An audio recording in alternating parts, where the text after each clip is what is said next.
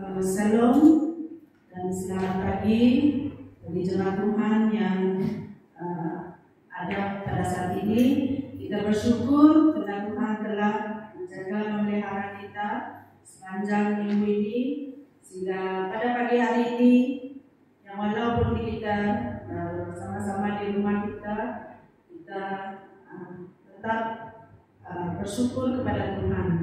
Sebelum kita meneruskan acara kita, mari kita datang kepada Tuhan dalam doa. Mari kita berdoa bersama-sama.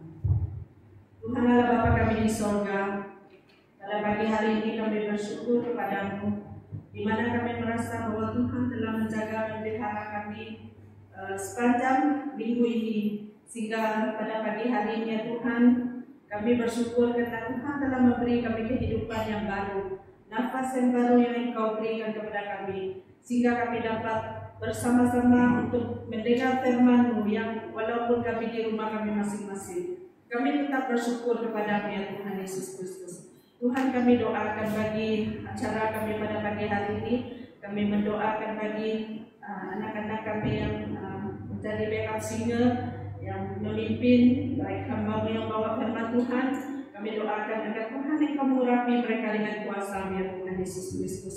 Tuhan, jikalau ada kuasa-kuasa iblis, kuasa-kuasa yang jahat yang coba mengganggu kami di tempat ini ya Tuhan, di dalam nama Tuhan Yesus Kristus kami hancurkan, kami lumpuhkan segala kuasa-kuasa iblis, kuasa-kuasa setan, agar setiap pribadi kami yang ada pada saat ini diberkati ya Tuhan Yesus. Terima kasih Tuhan, ini doa kami, di dalam nama Tuhan Yesus Kristus kami berdoa dan ucap syukur. Amin.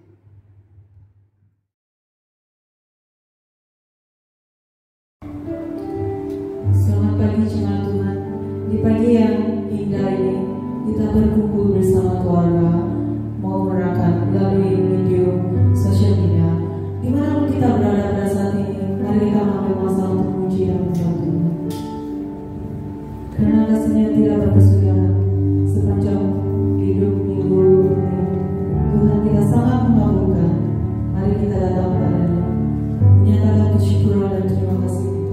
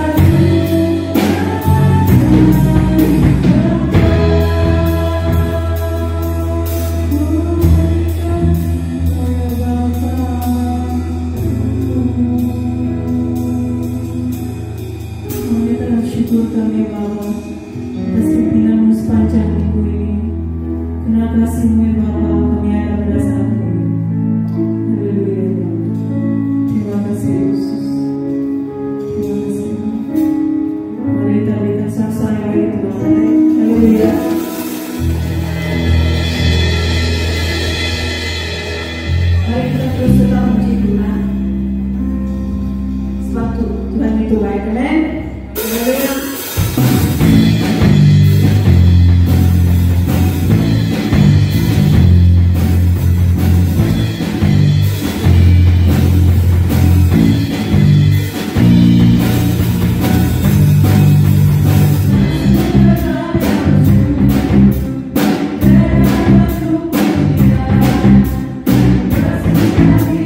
Terima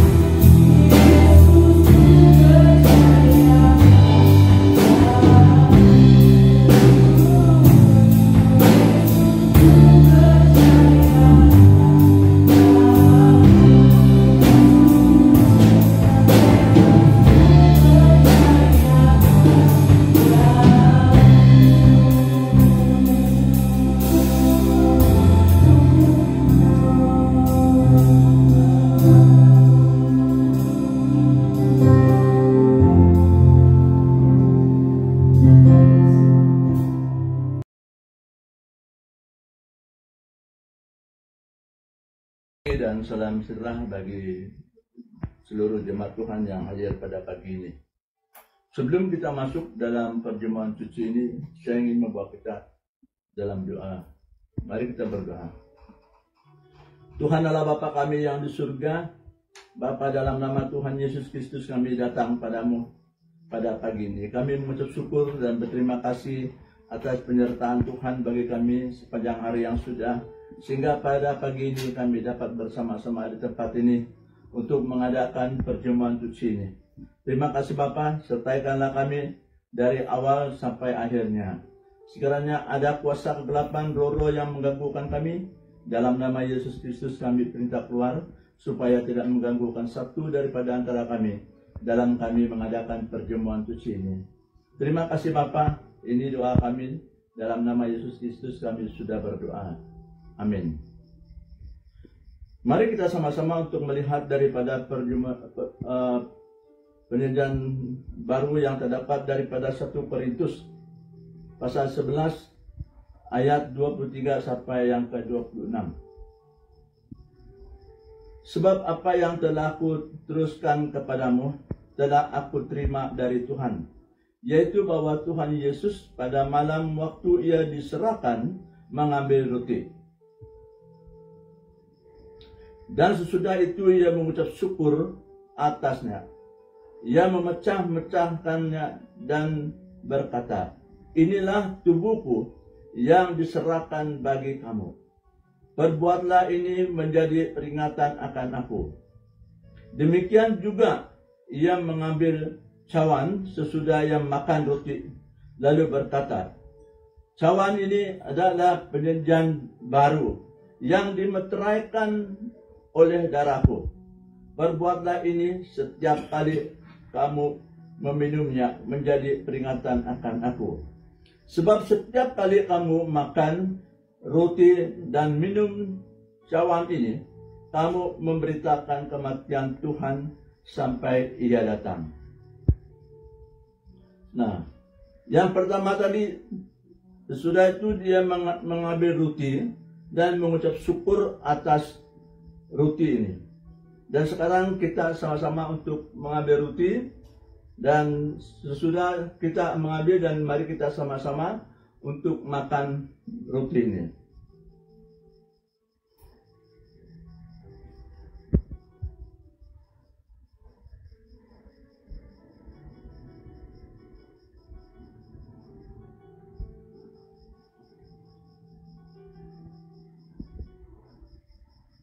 Sesudah itu ia mengambil cawan ini adalah perjanjian baru yang dimeteraikan oleh darahku.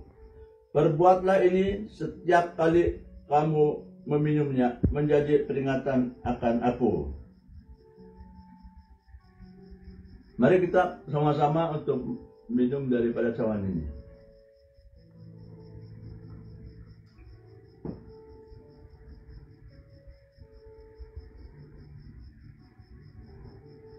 Sebab setiap kali kamu makan roti dan minum cawan ini, kamu memberitakan kematian Tuhan sampai ia datang. Sekian, terima kasih. Sebelum saya mengundurkan diri, mari kita berdoa sekali lagi dan saya pimpin kita dalam doa.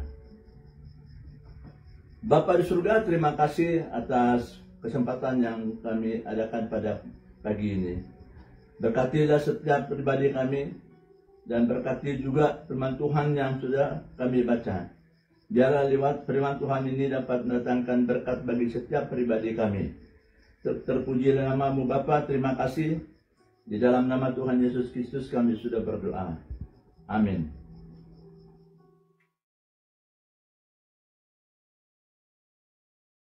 Shalom dan selamat pagi untuk kita semua dan selamat bertemu sekali lagi, dan kita bersyukur kepada Tuhan kita diberikan sekali lagi kesempatan untuk dapat beribadah, dan melalui kemudahan yang ada ini satu kesyukuran kita kepada Tuhan karena sebuah kemudahan yang kita dapat guna pakai untuk sama-sama melayani Tuhan dan sama-sama kita diberkati.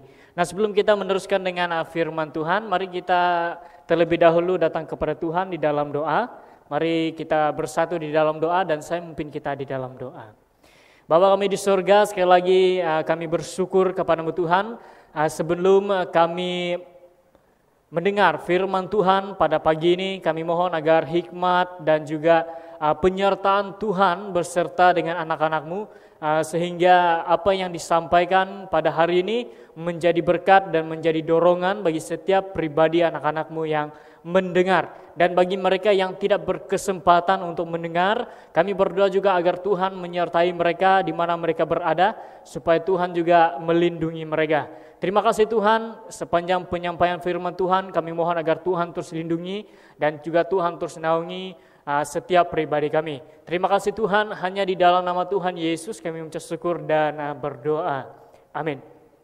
Nah, jemaat Tuhan yang saya kasihi di dalam Yesus Kristus, sekali lagi kita bersyukur kepada Tuhan karena pada hari-hari dan minggu-minggu yang sudah gereja kita ataupun di mana-mana gereja sudah mulai beroperasi seperti biasa dan ramai dalam kalangan jemaat juga mulai beribadah. Itu satu kesyukuran kita kepada Tuhan. Dan juga ada dalam kalangan juga masih menunggu waktu bagaimana mereka ingin beribadah di gereja. Tetapi itu bukan menjadi sebuah masalah bagi setiap umat yang percaya. Karena kita percaya bahwa di dalam 2-3 orang berkumpul, Tuhan ada bersama kita.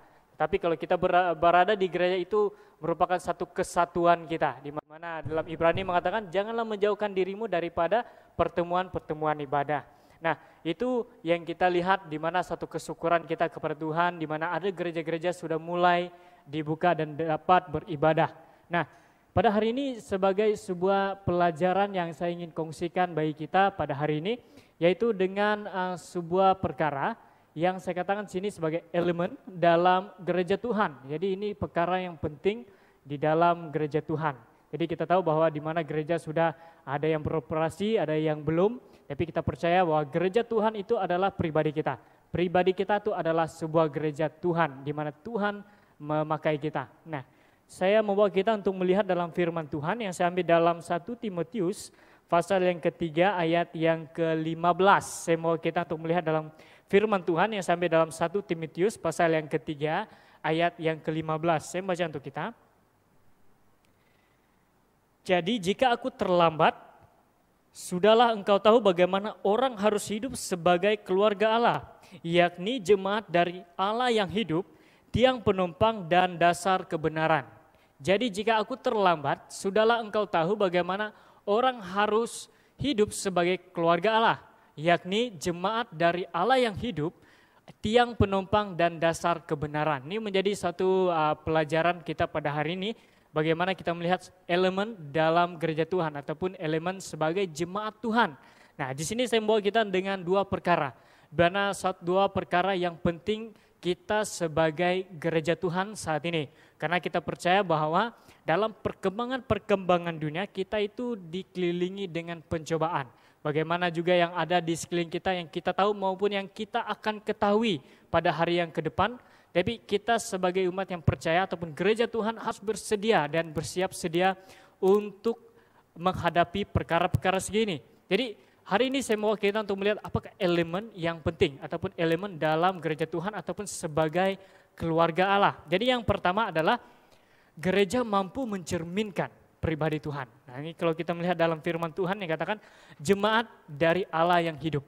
Nah, ini kita lihat bahwa gereja, ini kemampuan gereja mampu mencerminkan pribadi Tuhan. Itu sebagai elemen yang pertama yang kita lihat. Karena apa yang saya katakan bahwa jemaat dari Allah yang hidup. Ini kalau kita melihat daripada segi kata yang disampaikan, ini merujukan sebagai suatu perkara yang asalnya mana ataupun mewakili siapa. Nah, ini kalau kita melihat di mana kalau dalam satu percakapan antara dua orang, mungkin ketiga orang, kalau seorang itu ingin memperkenalkan dirinya, ia akan bertanya, ia akan memperkenalkan nama dan juga dari mana. Nah, ini yang kita lihat bahwa Paulus menjelaskan dari ayat yang ini menjelaskan menjadi keluarga Allah yaitu dari jemaat dari Allah yang hidup, bukan jemaat lahir daripada Allah. Maksudnya ini kita jemaat dari Allah yang hidup, bukan jemaat Allah. Jadi ini kita lihat bahwa dia menjelaskan bahwa jemaat ataupun gereja itu memiliki satu kemampuan ataupun memiliki satu asal-usul yang berasal dari Allah. Artinya sebagai yang kita boleh ketahui sekarang adalah pengikut Kristus. Itu lebih senang kita ingat bahwa pengikut Kristus itu adalah jemaat dari Allah yang hidup. Ini saya katakan bahwa kata tadi bahwa dia seperti menjelaskan sebagai asal-usul ataupun mewakili dari Allah. Artinya ini kita lihat mengapa ia katakan sebagai pengikut Kristus adalah seseorang itu telah dilengkapi dengan ajaran Kristus. Dan juga seseorang itu memiliki kerohanian dan pemikiran serta pelakuan yang berdasarkan ajaran Tuhan. Jadi seseorang yang katakan jemaat dari Allah, artinya seseorang jemaat itu sudah memiliki ataupun sudah dilengkapi daripada Allah sendiri ataupun ajaran-ajaran firman Tuhan yang memberikan pertumbuhan bagi seseorang ataupun jemaat itu. Nah, ini kita lihat bahwa bagaimana seseorang itu memiliki kemampuan ataupun kerohanian, pemikiran dan kelakuan yang berdasarkan ajaran Tuhan adalah kerohaniannya sendiri itu lahir daripada persekutuan di dalam Tuhan. Jadi kita lihat bahwa jemaat dari Allah yang hidup itu merupakan kerohanian seseorang itu lahir daripada persekutuan di dalam Tuhan. Di mana di sana dia dibentuk dan bertumbuh melalui pengenalan akan Tuhan serta firman-Nya. Nah, ini kita lihat bahwa bagaimana sebuah gereja itu mampu mencerminkan pribadi Tuhan. Yaitu bermula daripada pribadi jemaat itu sendiri sudah dilengkapi. Dan juga menerima sebuah pertumbuhan dan juga peneguhan daripada Allah sendiri. Sehingga itu yang mampu mencerminkan. Dan ini juga menjadi sebuah perkara yang Paulus ingin sampaikan kepada Timotius supaya Timotius mengajarkan jemaat yang ada di Efesus ketika itu. Karena dia melihat bahwa dosa dan juga kerusakan akhlak dan intelek masyarakat itu terjadi akibat dosa. Jadi adanya kemunculan ajaran-ajaran palsu yang mengancam kemurnian Injil dan juga meracuni segala pemikiran jemaat yang ada di Efesus. Dan juga kalau kita melihat daripada beberapa cerita di dalamnya, kita dapat menemukan adanya penyembahan berhala, yaitu menyembah kepada Dewi Artemis, yaitu Dewi yang kata orang cinta akan tanah kesuburan, yaitu yang dijelaskan tentang Dewi Artemis. Jadi ini kita lihat bahwa jemaat di Efesus ini ada juga dalam golongan penyembahan berhala, ada juga terjadinya di sana pengajaran palsu. Itu akibatnya daripada dosa. Jadi ini yang dijelaskan bahwa Paulus ingin menjelaskan, itu menegaskan supaya jemaat Tuhan ataupun gereja Tuhan memiliki sebuah elemen ini bahwa gereja mampu mencerminkan pribadi Tuhan di dalam kalangan ataupun dikelilingi dengan cabaran yang coba mengancam kerohanian. Ini kalau kita melihat sekali lagi dari keadaan kota Efesus sudah dilanda kemunduran secara kerohanian. Tetapi inilah menjadi satu perkara yang dijelaskan oleh Paulus kepada Timotius supaya jemaat yang ada di Efesus memiliki sebuah kepribadian yang seperti yang dikatakan bahwa jemaat dari Allah yang hidup. Artinya jemaat ataupun gereja memiliki sebuah pertumbuhan dan memiliki sebuah peneguhan dan pembentukan daripada Allah ataupun daripada ajaran firman Tuhan. Jadi daripada hal itu dia mampu mencerminkan pribadi Tuhan sendiri. Nah, itu yang menjadi sebuah pengajaran dan pembelajaran kita bahwa orang mampu mengenal Kristus ataupun percaya kepada Kristus bukan saja melalui penyampaian dan juga melalui pemberitaan firman Tuhan. Tetapi orang juga dapat mengenal Kristus melalui kesaksian kita daripada perbuatan seharian dan pergaulan seharian kita. Karena itu lebih mengukuhkan kesaksian kita kepada orang lain mengenai Kristus dan juga mengenai kebenarannya. Jadi melalui kesaksian atau melalui kehidupan seharian kita yang bertumbuh di dalam Tuhan, mampu memberikan kesaksian kepada orang yang tidak mengenal Tuhan. Jadi itulah menjadi sebuah elemen di dalam gereja Tuhan. Jadi gereja Tuhan yang mampu mencerminkan pribadi Tuhan itu mampu memberikan suatu pengukuhan dan kesaksian bagi orang lain. Karena siapa lagi kalau bukan gereja lah yang mencerminkan kepribadian Tuhan, ataupun kalau bukan gerejalah yang bertindak terlebih dahulu untuk memberikan kesaksian kepada orang lain mengenai Tuhan. Karena tidak ada orang lain yang kita tahu, hanya melalui gereja, yaitu jemaat ataupun kita pribadi kita yang sudah mengenal Tuhan, itulah yang diberikan tanggung jawab. Itu elemen yang penting sebagai gereja Tuhan.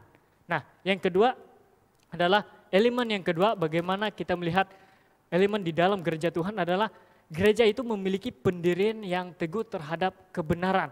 Nah ini kalau kita melihat sekali lagi daripada penulisan Paulus. Jadi Paulus ingin menuliskan daripada penulisannya ataupun ayat ini dengan tujuan supaya gereja dapat berkembang dan bertahan serta mengekalkan kebenaran sejati walaupun dikelilingi dengan arus kemunduran rohani dan juga perkembangan budaya yang tidak sehat.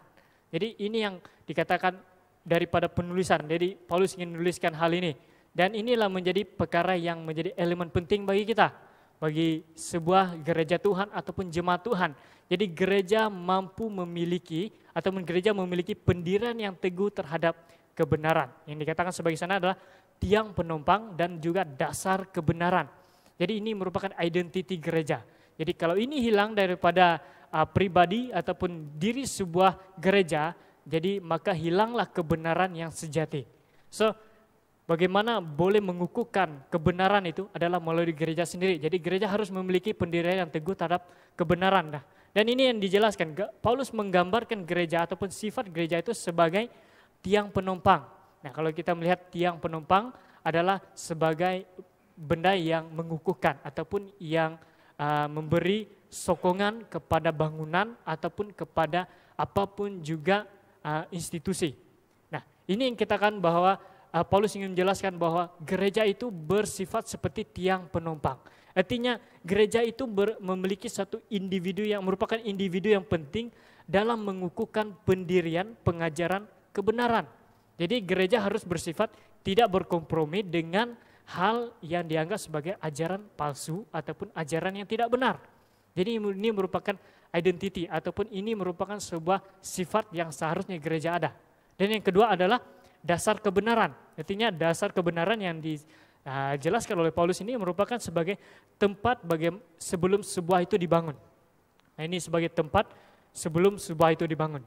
Dan kalau kita katakan sebagai dasar, sebelum sebuah bangunan itu dibangun, orang akan mencari dasar yang lebih kukuh. Ataupun mencari sebuah dasar yang baik untuk memberikan sokongan kepada bangunan. Bukan saja berlihat kepada tiang ataupun struktur bangunan. Tetapi ini yang dijelaskan, ini yang dijelaskan oleh Paulus. Bukan saja dia menjelaskan sebagai tiang penopang, tetapi dia juga menjelaskan sebagai dasar kebenaran. Kalau dalam Inggrisnya katakan the ground of the truth ataupun foundation of truth. Artinya gereja itu memiliki suatu peranan sebagai dasar ataupun tempat yang memiliki sebuah kekuatan kebenaran yang asli. Dan ini yang kita lihat bahwa gereja itu berperanan sebagai sumber rujukan ajaran yang benar dan juga memberikan pengajaran tentang Kristus kepada orang yang tidak mengetahui. Artinya gereja itu berperanan sebagai sumber rujukan. Orang mengetahui tentang Kristus, orang melihat kepada gereja. Orang mencari tentang Tuhan, orang akan mencari orang yang mengenal Tuhan. Tidak pernah kita melihat sebagai contoh, ini sebagai contoh. Kita sebagai orang yang tahu, kalaupun kita sedang membeli sebuah barang, kita tidak akan mencari barang yang dijual di tempat lain ataupun barang yang tidak ada kaitan dengan apa yang kita beli. Jadi itu sebagai perkara yang contoh. Artinya orang yang mencari kebenaran, dia akan mencari orang yang mengenal kebenaran. Itu kita sebagai gereja itu sebagai dasar kebenaran. Artinya gereja itu berperanan sebagai sumber rujukan bagi orang yang mencari kebenaran. Nah, ini yang kita lihat bahwa sebuah perkara di mana kita kembali melihat keadaan yang ada di Efesus, di mana status kerohanian di Efesus itu mengalami kemunduran. Dan juga di sanalah di mana Paulus ingin menjelaskan bahwa gereja itu berperanan untuk mengekalkan serta membangun iman rohani orang yang ada di sekeliling mereka. Artinya dalam keadaan yang ada di Efesus, mereka mempunyai kerohanian yang sudah mengalami kemerosotan, yang sudah mengalami kemunduran dan kerosakan akhlak. Jadi gereja itulah berperanan sebagai orang yang memperbetul kembali ajaran ataupun memperbetul kembali kerohanian dan akhlak. Nah, ini yang kita lihat bahwa sekali lagi saya jelaskan bahwa gereja itu berperanan untuk mempertahankan kebenaran dan juga memiliki kemurnian Injil yang keluar. Karena gereja karena gereja itu mewakili Yesus Kristus kepada dunia. Dan karena apa yang dikatakan sebagai gereja itu mewakili Yesus Kristus, karena inti kebenaran itu sudah diberitakan kepada gereja. Nah, ini yang menjadi perkara yang kita lihat sebagai perkara yang menjadi cabaran bagi kita. Di mana kelalaian gereja masa kini ataupun kelalaian gereja yang ada masa kini di era postmodern ini, bahwa gereja itu lebih mempertahankan nama dan juga status daripada kebenaran. Sehingga itu yang kita lihat bahwa ada gereja yang coba mengizinkan kepalsuan mulai menguasai dan juga memudarkan inti kebenaran. Jadi ini merupakan sebuah kelalaian yang ada di dalam gereja, di mana gereja itu lalai untuk mengekalkan kebenaran. Sehingga apa yang dikekalkan adalah status dan juga nama. Karena mau mencari sebuah nama dan juga mencari sebuah popularity supaya gereja itu dikenali ramai, sehingga mengizinkan kepalsuan mulai menguasai. Jadi itu merupakan satu kelalaian. Dan inilah yang dijelaskan oleh Rasul Paulus kepada Timotius supaya jemaat di Efesus memiliki pendirian yang teguh terhadap kebenaran. Itu juga yang kita harus miliki saat ini sebagai gereja Tuhan. Saya sekali katakan bahwa gereja bukan bangunan, tetapi gereja itu adalah pribadi kita. Pribadi kita harus memiliki pendirian yang teguh terhadap kebenaran firman Tuhan. Nah, ini menjadi sebuah kesimpulan bagi kita. Bahwa sekali lagi kita lihat bahwa kelalaian itu mampu mengundang masalah bagi gereja.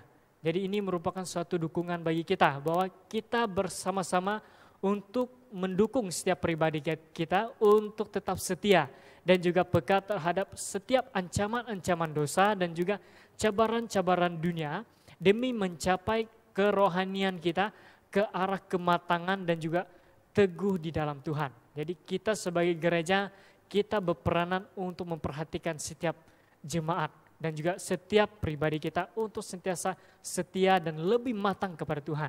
Dan kita percaya bahwa di dalam usaha kita, Tuhan menyertai kita. Nah, ini merupakan firman Tuhan yang saya sampaikan bagi kita, bagaimana kita melihat bahwa elemen penting di dalam gereja Tuhan. Bukan kita hanya selesa untuk mengadakan kebaktian, bukan kita hanya selesa untuk mengadakan setiap aktiviti kerohanian, tanpa kita mengetahui bagaimana peranan kita seharusnya sebagai gereja Tuhan di era postmodern ini. Karena saya sekali lagi mengatakan bahwa pencobaan ada di mana-mana dan orang ingin mencari kebenaran dan dia akan mencari orang yang mengenal kebenaran. Nah, itu yang menjadi sebuah pengajaran dan pembelajaran kita pada hari ini. Sebelum kita mengakhiri, mari kita berdoa. Tuhan Bapa kami di surga, sekali lagi kami mohon kepadamu Tuhan, agar Engkau terus menyertai anak-anak-Mu dan terus membuka pikiran dan juga hati kami untuk lebih terbuka, untuk melihat bagaimana kami harus bertindak, bagaimana kami sebagai gereja Tuhan harus bertindak pada era globalisasi ini. Dan juga kami berdoa agar Tuhan memimpin kami dan juga Tuhan menguatkan kami sebagai gereja Tuhan yang tetap bertahan dan juga tetap memancarkan kemurnian Injil di mana juga kami berada. Ya Tuhan, saat ini kami berdoa, kami menyerahkan setiap jemaat-Mu dalam tangan Tuhan agar mereka sentiasa dibentuk dan sentiasa diperbaharu sesuai dengan kehendak Tuhan dalam diri mereka. Karena kami percaya bahwa di dalam peredaran zaman banyak pencobaan yang coba mengancam dan coba mengajak mereka untuk turut serta. Dan saat ini kami berdoa agar Tuhan terus meneguhkan mereka dan juga membentuk mereka agar mereka menjadi jemaat Tuhan yang setia dan taat kepadamu. Terima kasih Tuhan, kami saat ini juga mohon agar Tuhan memberkati setiap jemaat di mana mereka berada saat ini, maupun yang ada di rumah maupun ada di tempat kerja saat ini. Kami menyerahkan mereka dalam tangan Tuhan agar Tuhan terus menyertai dan Tuhan terus mendukung mereka. Terima kasih Bapa, kami serahkan semua dalam tangan-Mu, hanya di dalam nama Tuhan Yesus kami mengucap syukur dan berdoa. Amin. Firman Tuhan yang saya sampaikan sampai di sini, Tuhan Yesus memberkati. King of Kings and Lord of Lords. Satu nama yang menyelamatkan, Satu nama yang menyucikan, satu nama yang membangkitkan hidup kami. Nama Yesus Kristus Tuhan, Raja segala raja, Tuhan segala Tuhan. Kau layak disembah.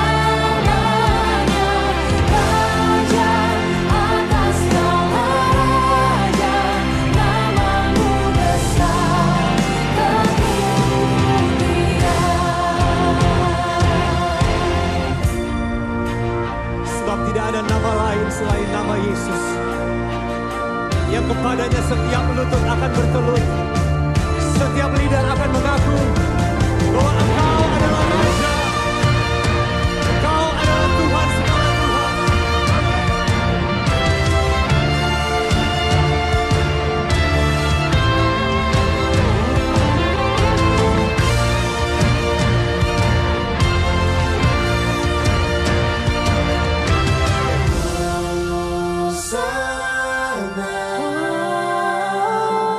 Hosana, Hosana.